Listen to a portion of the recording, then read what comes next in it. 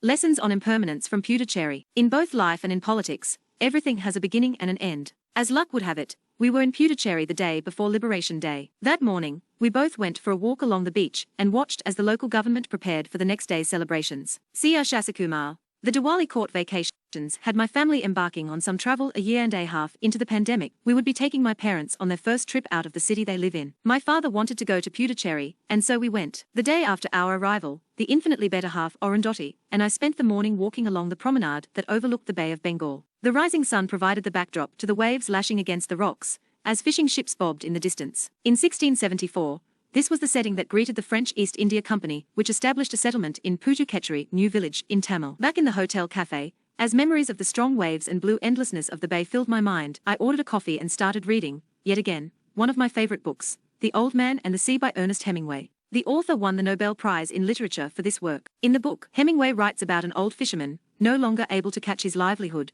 while his worried young mentee, now fishing on another boat, watches over him and provides food and shelter when necessary. As the fishing community has all but given up on the old man, he sets his sights on catching the biggest fish in the waters, a swan song to his life on the sea. Much like Hemingway, who tells a story of aging, wisdom and the cycle of life, I sat in the cafe watching a quintessential Indian tradition. In this hotel there were two kinds of tourists, couples with young children, and adult children, who were taking their older parents on a vacation. While the former is a usual sight anywhere in the world, the latter grouping is less common in the West. In India, we are people with many differences, but one common cultural practice across our differences is our bond with the older generations, our parents, our grandparents. My family's own episode of multi-generational travel provided us invaluable lessons, not only in the cycle of life, but also the cycle of our nationhood.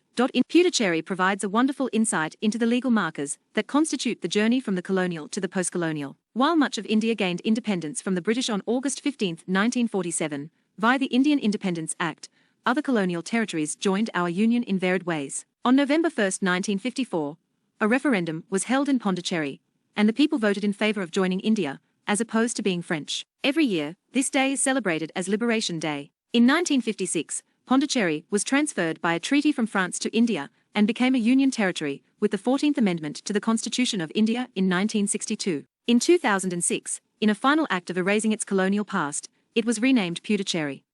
This is the journey of the life, thus far, of the former colony by the bay.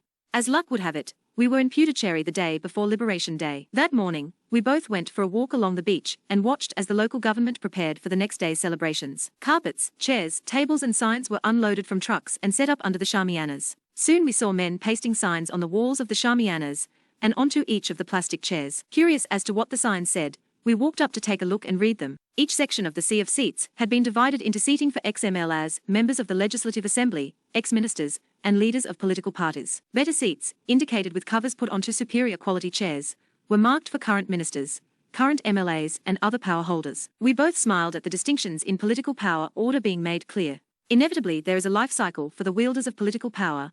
An ex-minister today may be one in office after the next election.